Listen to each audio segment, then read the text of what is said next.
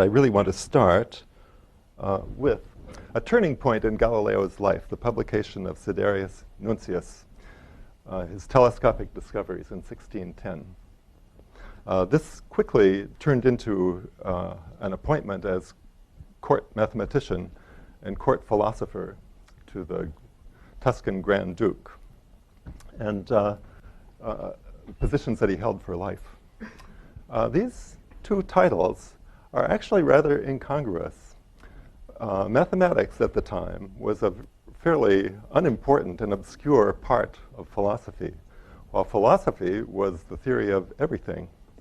And in insisting on this title, court philosopher, Galileo was, in a way, asking for more than he was entitled to. But I think by the end of his life, he actually had become a philosopher, and in fact had brought these two titles into a kind of harmony, that is, a new philosophy in which mathematics was much more central. And that's a kind of outline of my talk, the evolution that I promised in the title. Well, meanwhile, back in 1610, real philosophers, meaning people who had university degrees in philosophy and who knew their Aristotle, must have been outraged at this upstart who suddenly usurped the title philosopher for himself. And Galileo was attacked immediately on arriving in Florence on several fronts, the Copernican controversy being just one of them, and the most successful from his antagonist's point of view. And there were attacks and rebuttals, and Galileo was now famous, so people kept his letters, and the court kept meticulous records. And in short, the documentation after 1610, after this book, is rich. And Galileo biographies are pretty much founded on that material. Meanwhile, before 1610, the record is a lot skimpier. Galileo was rather obscure. And so we have the paradox of one of the best documented personalities in all history remaining a bit of a mystery in many ways, because we can't exactly see how he developed. By 1610, he was closer to 50 than 40. So in some ways, he was a fully formed person. Now, I have, as I've already hinted, I'm interested in Galileo's mathematics and his attitude to mathematics, which in some ways I think is more important than the actual content of his mathematics. And so I've used that question, what was Galileo's mathematics, as a way to look back before 1610, because actually quite a lot of what we have is rather mathematical, the kind of thing that many biographers don't pay much attention to, but there is a lot of it. And just as an example of something that you might notice, it's very clear from the early work that Galileo revered Archimedes and even proved theorems in the Archimedean style. That is, he emulated Archimedes to the best of his ability. Now, by the end of his life, he was still saying the same thing about Archimedes to his neighbor, Niccolo Gherardini, who left biographical notes. He praised Archimedes to the skies. Nonetheless, his mathematical work by that time, in his last book, Two New Sciences, his most mature and most influential book, no one could accuse that book of Archimedean elegance. He had, while keeping the ideal of Archimedes in his mind, he had loosened up considerably the kind of mathematics that he did. To me, this is two things. That first of all, Galileo had excellent mathematical taste. Not everyone in his time responded to Archimedes like this. Nowadays, I think we would say that was good taste. But he also had good sense. That is, he was willing to relax a little bit in the service of other projects. So that's just an example of how you can sort of see Galileo's mathematics and his mathematical thought and predilections evolving. Let's see. There. Well, I just put this in to remind myself to say that Galileo's mathematics does not look like this. This is a page from Copernicus in English translation and shows how Copernicus used ancient data to parameterize a planetary orbit. Galileo seems to have had no interest in this problem. I can't see that he ever spent time on it. And he may never even have read this sort of thing in great detail. Kepler's mathematics looks like this, but Galileo's mathematics does not. It just wasn't his style. Of the orbital parameters of Kepler. Yes, that's right. Kepler did just this sort of thing. This is using, this is really amazing. It's using data from Ptolemy from like 2,000 years earlier. Especially good moments. Maybe there was a close approach to a star or something like that, so where you could really fix where Mars appeared to be. And then from moments like that, getting the parameters. Galileo never did that. That's my point about this. There. This was much more his style. It's a view of Dante's Inferno, as imagined by Sandro Botticelli, end of the 15th century. And I'm alluding here to something that Professor Mignone also mentioned, that there is a little bit of Dante in Galileo's career. And it comes, oddly, when he was 24 years old and an impoverished university dropout. For some reason, never, I think, completely clarified, the prestigious Florentine Academy invited him to give 2 lectures on Dante's Inferno. I was amazed when I heard this, because it's not mentioned in most biographies even, although it's maybe the best documented event in his early life. And then I was even more amazed to hear that we have the text. We can see word for word what he said. So why don't people talk about it? Maybe because it's so odd and maybe seems unimportant or even a little bit embarrassing. I just couldn't stop thinking about it. The lectures basically put numbers on this model. How deep were the circles? You can see the circles where the sinners are punished. And if you look closely, I wonder if I have a mouse here. Oops, oh, sorry. Back. You can see Virgil and Dante coming in at the top there. Anyway, making this as concrete and precise and numerical as possible, using evidence in the poem, doesn't seem as if it would be much of a lecture, but these were very popular lectures apparently. And they were in a tradition, that is, this was not original with Galileo by any means. The tradition goes back to the time of Botticelli, late 15th century. It was a kind of glorification of Florence and a reclaiming of Dante for Florence in a sumptuous new edition with lots of commentary at the beginning, including this sort of thing, which started way back then. I'm just trying to say everything you could say about the wonderful Divina Commedia. And also other glorious Florentines were part of these books. The beginning of the book would be little biographies of all the other great Florentines, and later editions had even more of them. So it was all in a very patriotic program. Galileo was talking about this still, and in many ways repeating what had been said before, because some dastardly non-Florentine had suggested that the Florentine model, which is here, would cave in, that it wouldn't, that this was impossible, that this was ridiculous. Now, Galileo, I think, although it appears fairly obscurely near the end of the second lecture, this may have been what it was all about. It suddenly occurs to me. And Galileo dismisses this suggestion that the roof, do you see the roof where there's the surface of the earth and the grass above. It's at the very top of the slide, of course. And the dome over the roof is not very thick. That was the problem, perhaps. So Galileo argues that that's not a problem. We know domes like this. this, that are geometrically similar to that one, and they don't fall in.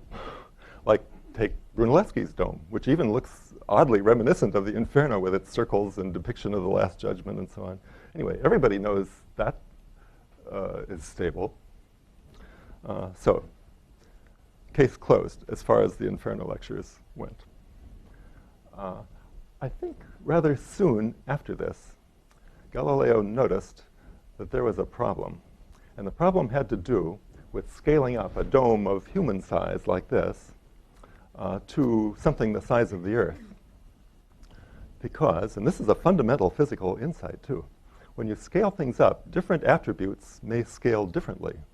Like weight scales like volume, which scales like the cube of the scale factor, because volume is length times width times height. But strength may just scale as some lesser power, like the square. Maybe it's just the cross-sectional area of the dome. And when you look at it this way, it becomes obvious that when you scale things up, they get heavier faster than they get stronger. So in effect, they become weaker. And when you scale by 100 miles to 1 bracha, which is, like, I haven't even worked this out recently, but anyway, thousands and tens of thousands and hundreds of thousands, the structure becomes weaker by that factor. And so it would most certainly cave in. This is, as I say, an incident from Galileo's early life. He returns to it at the end of his life in Two New Sciences, that last book, and makes this argument that I just made rather quickly about how different attributes scale differently.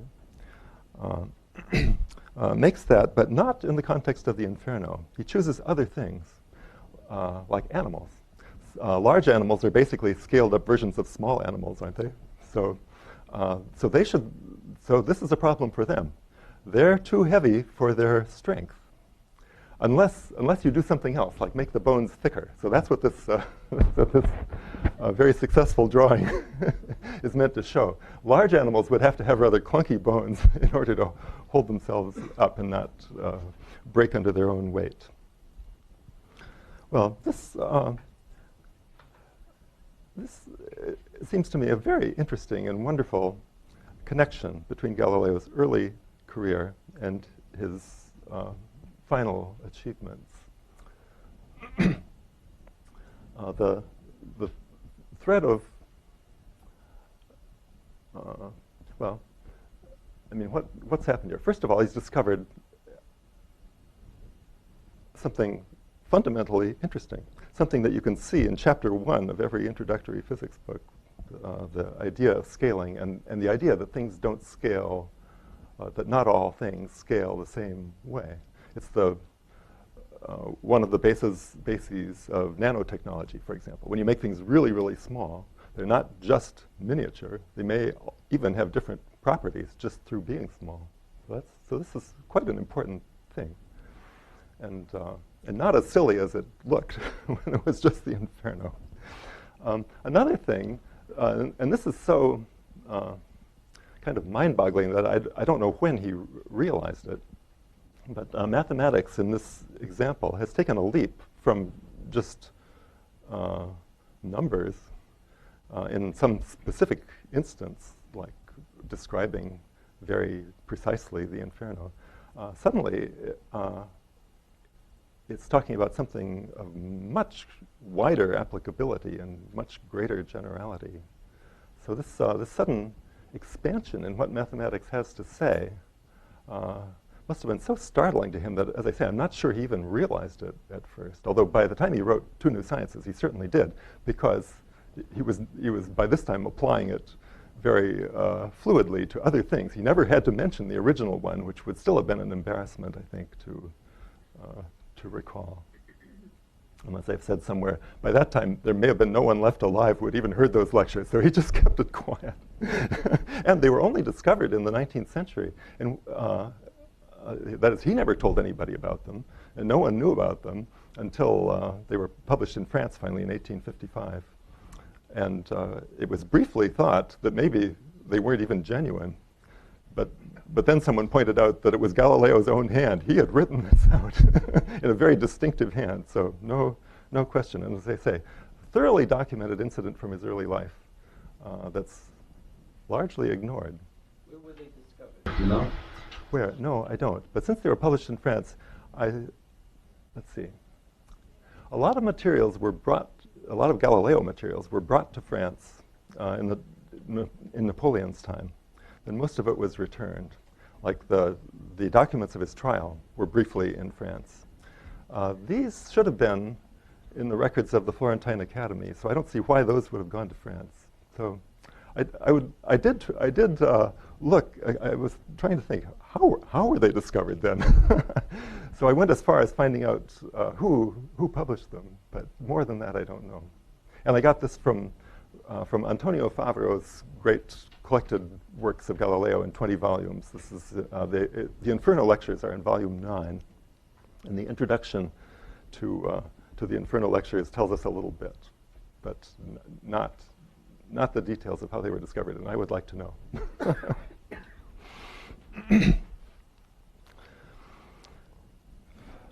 Well, so that's again there's a sort of evolution of mathematical thought there from the very specific to a kind of stunning generality. That is, the notion of scaling in modern physics is really central. Like there was de Gennes won the Nobel Prize basically for this some 30 years ago for use of scaling arguments in liquid crystal theory. So this has not gone away at all. It's a very profound insight. But just one insight, and its general importance is maybe not so clear. Well, this had become a sort of method for me. Look at Galileo's mathematical thought, and even beyond what he said himself, I thought, look at what he must have known. Like, we know his education was in the arts, and so he would have known perspective theory. That's what's being shown here, how to draw things in perspective, how do proportions change with distance, and how do we represent that on a plane, and so on. It's not just that he must have known that. We have actual testimony that he did. He was considered an expert in perspective theory. Or music theory. His father would have known this book very well, even though it's a little bit antique by Galileo's time, because his father was a music theorist with access to anything he wanted, basically, through connections at the Medici court. And so Galileo knew all about music theory, too. And a good deal of my book that was so kindly mentioned is just looking at the arts and the mathematics of the arts, and therefore what mathematics looked like to him. It didn't look like astronomy. That's worth saying. He was getting his mathematics from places like this. The notion of proportionality runs through those artistic mathematical theories, so that it gradually dawned on me that that's a commonality. I only thought of that because I noticed that at the end of his life, Galileo was still very concerned with the notion of proportionality. So that's something to keep in mind. And if you look, so at the end of his life, two new sciences again, so jumping ahead 50 years and more. Here's maybe his one of his greatest results. Since I don't dare touch that thing, I'll just gesture here. What's being portrayed here is how an object that's dropped gains speed as it falls. And it's being portrayed in this very geometrical way. Time is represented by the line AB. So as you go down from A to B, you're going later and later in time. And speed is being portrayed by the horizontal lines that go as far as this diagonal. Forget about that rectangle. That's just a distraction. And you probably didn't even notice that line. Don't pay any attention to that line. Just look at this triangle. That's showing how speed picks up with time. And in particular, speed increases proportional to time. And this is just, we would just draw that as the graph of speed versus time. And this may even be the first graph of such a relationship. I don't know. If someone wanted to make the case that Galileo invented the graph, I think this would be Exhibit A, but I'm not making that case. I don't know. But it's certainly an early form of that. It was very common to talk about proportionality in terms of line segments. You would draw two lines in the right proportion, and you say, this is what I mean by that proportion. But this is more inventive than that, because you have lots of lines, and then all the segments that you can get out of this line, and they're arranged one perpendicular to the other. That was not the way it was usually done. So very inventive. Talking about proportionality, I would like to say that, that this goes back to the arts, and proportionality theories in the arts, because that must have been in Galileo's mind from his early days. But I don't think you can really make that case. This just doesn't look like that. You might as well argue the opposite, that he just dropped the arts as he got interested in the sciences, and then he did this, and they had nothing to do with each other. I think you could make that argument just as easily.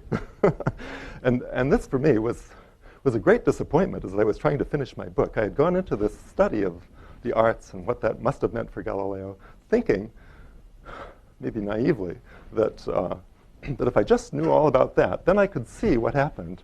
But I had gone about as far as I could with the early life, and I just couldn't see how the later life came out of that. There seemed like a big hole. And then, to my astonishment, really almost by accident, I ran into this. This is an oration in praise of mathematics by someone named Niccolò Aggiunti, given in 1626. And it's exactly what I thought, on theoretical grounds, ought to exist. He says that the world is all mathematical, not just the heavens, but the world below, mathematical. And the arts show us lots of examples. And this is basically the new idea of what mathematics should be. It should be telling us about the world around us.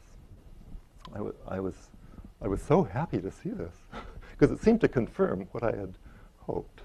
But it wasn't a Galileo, it was this Niccolò Aggiunti. And so I briefly thought, maybe there is no Niccolò Aggiunti. Maybe it's a pseudonym for Galileo. That couldn't last, because Niccolò Aggiunti is actually quite well known as a disciple and friend of Galileo's, although he's not nearly so well known as he should be. In fact, most of the rest of my talk will be about Aggiunti. I think he's that important. So who was Niccolò Aggiunti? He was the age of Galileo's son, and he became really a second son to Galileo. They were that close.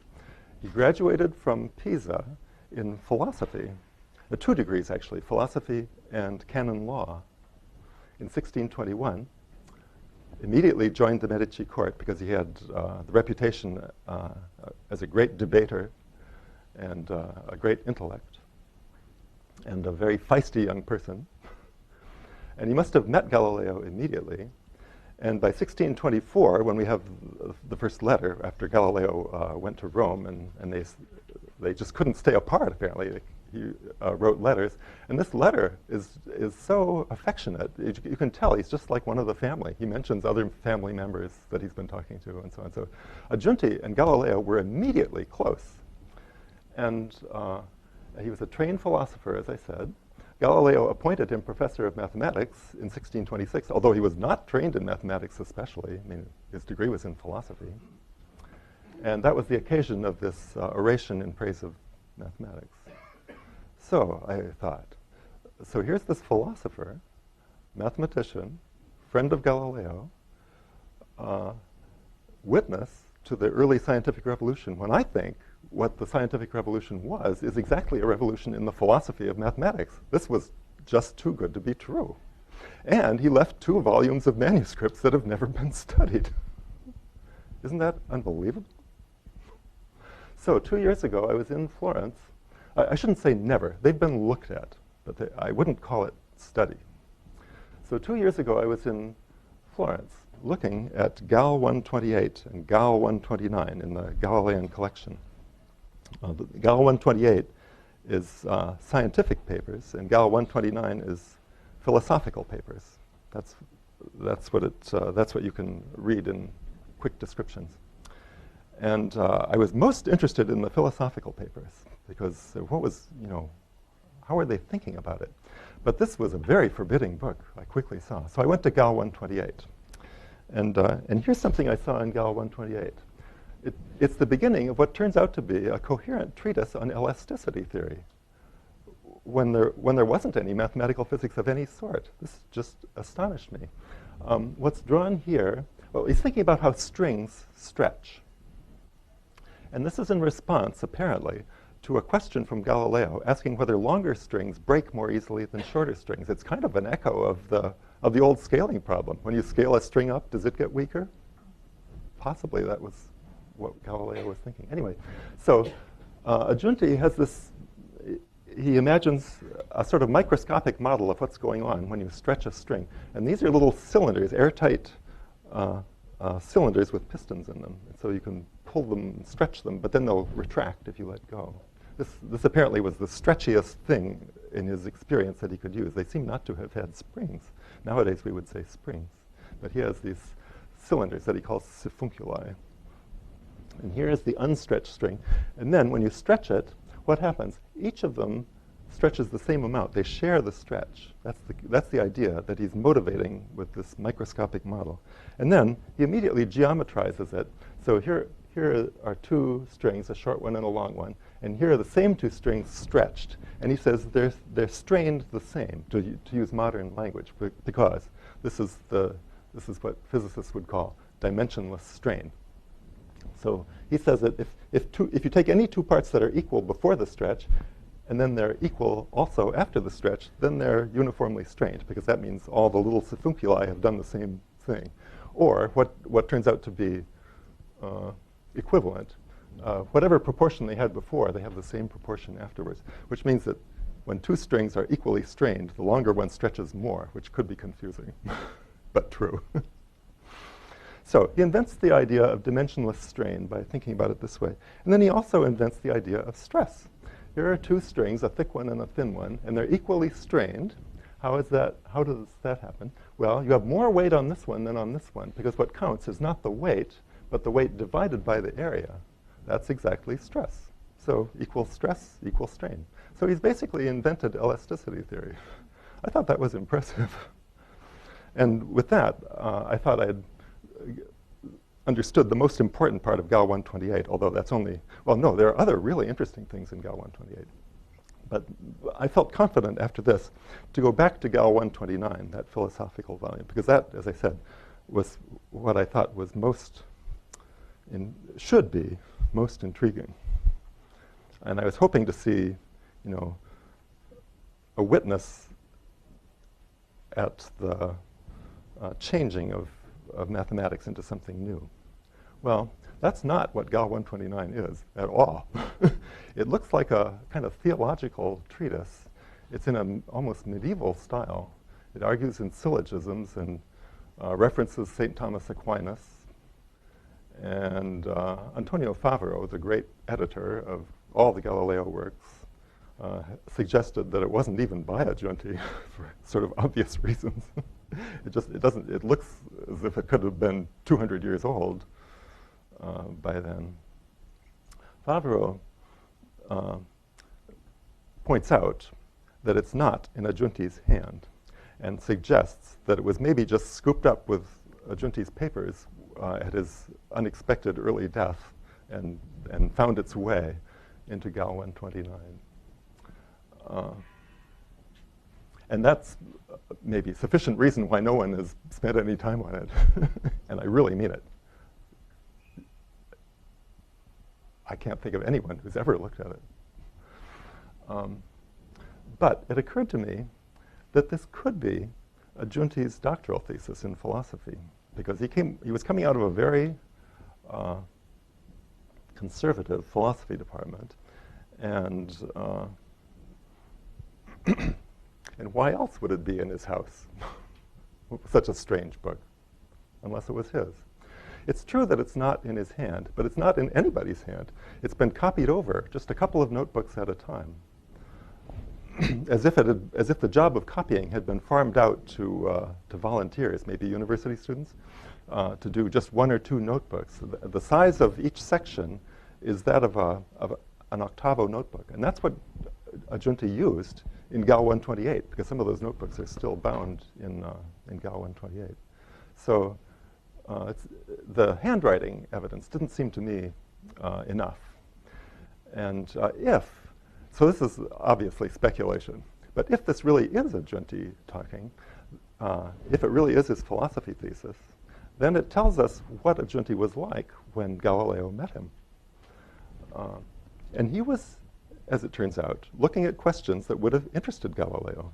And this might explain, would explain their immediate friendship. After all, he was a brash young Aristotelian philosopher. He should have been an antagonist of Galileo. Those were just the people that Galileo had the most trouble with, but not with the Giunti. They were fast friends very, very quickly. What a Giunti is doing in this 300-page tome is apparently synthesizing Aristotle's De Anima on the soul with Aristotle's logic in the Catholic theological tradition. And here's question 1. If I can just get there. Questio prima.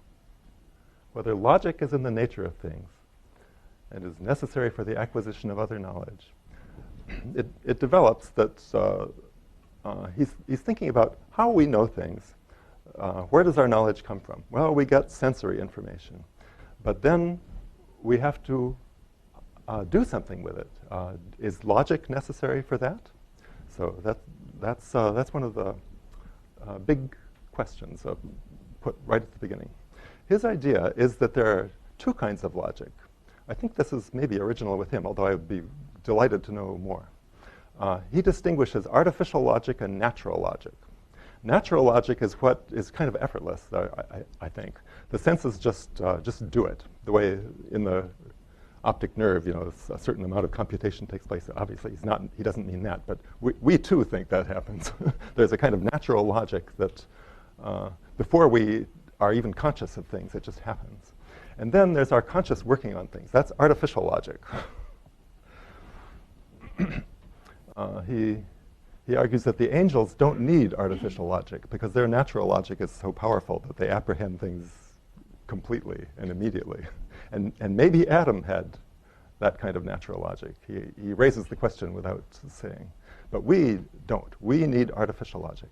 So that's in the thesis. So, and by the way, what kind of other knowledge is he talking about? There are two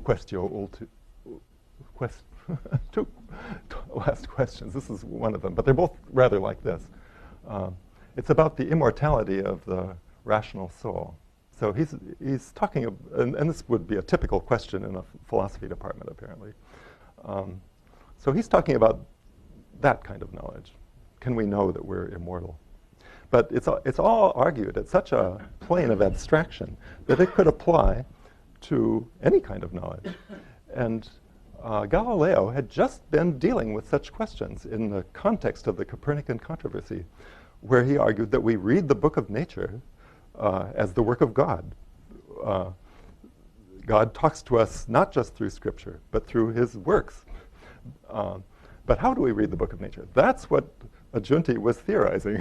How do we read the book of nature? So they might have had something to talk about. And they were both famous debaters and loved arguing. And they would have differed precisely on the question of logic and mathematics. Galileo would have said it's not Aristotelian logic, because that's what a Giunti meant by logic. It's not Aristotelian logic. It's mathematics. So they would have gone round about this, and that would have been a lot of fun for them, and I think would completely explain their friendship, and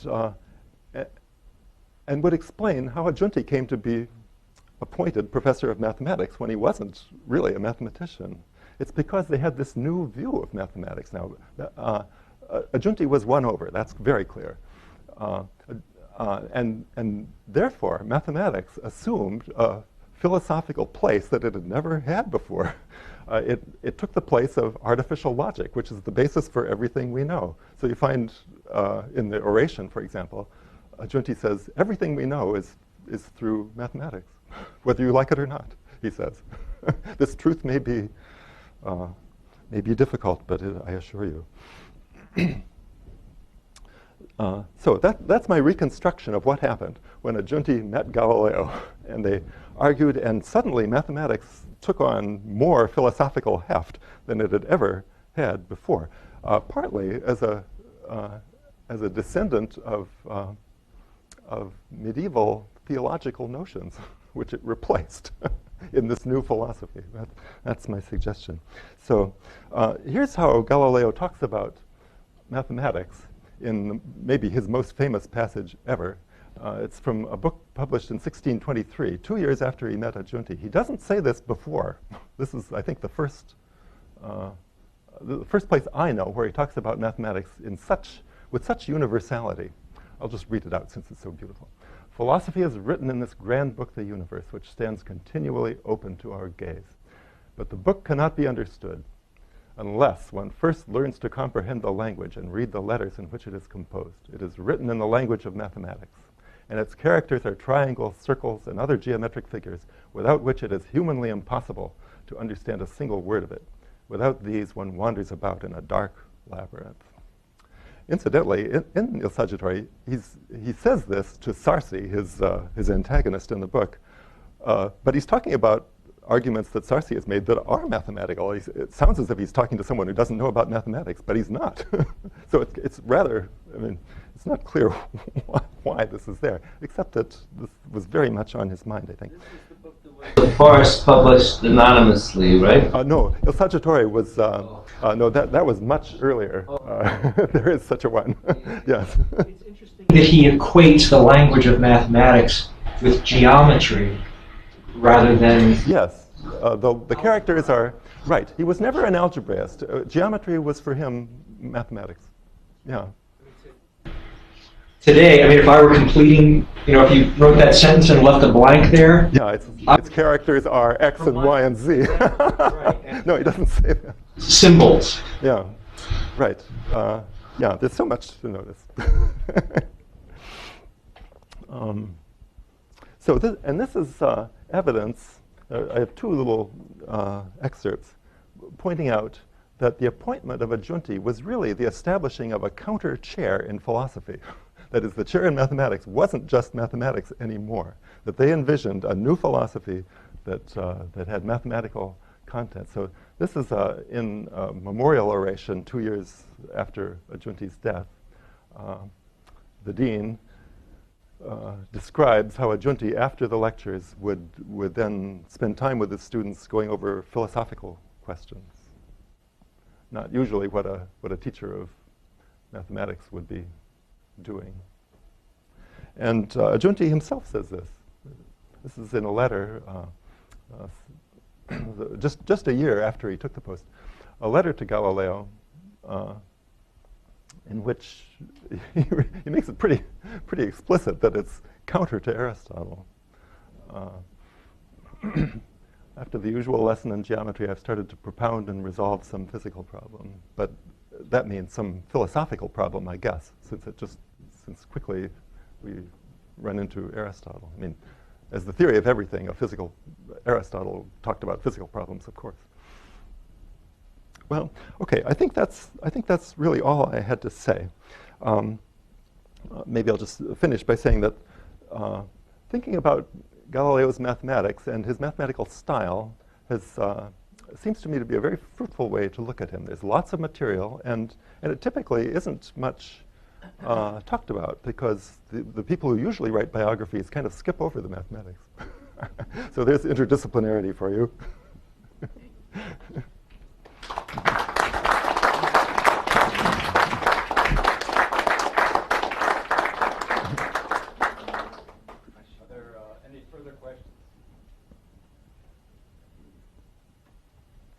I didn't talk very long, did I? So I think we have a lot of time for questions.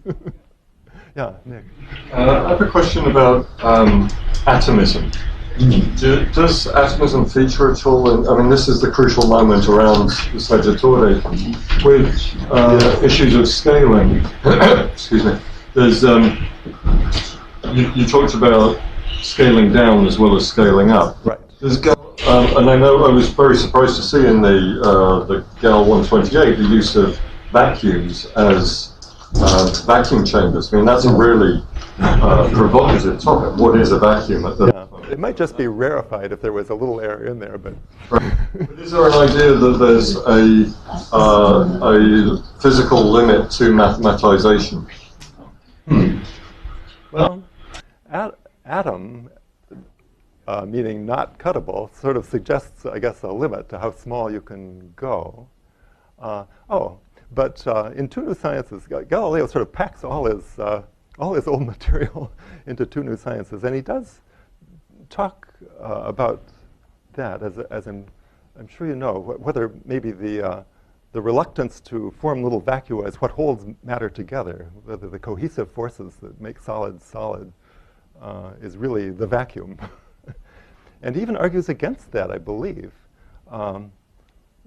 in saying this. We would say this is an unrelated phenomenon. But anyway, pumps, water pumps and air pumps were just being devised, the pumps that could really do something, I guess.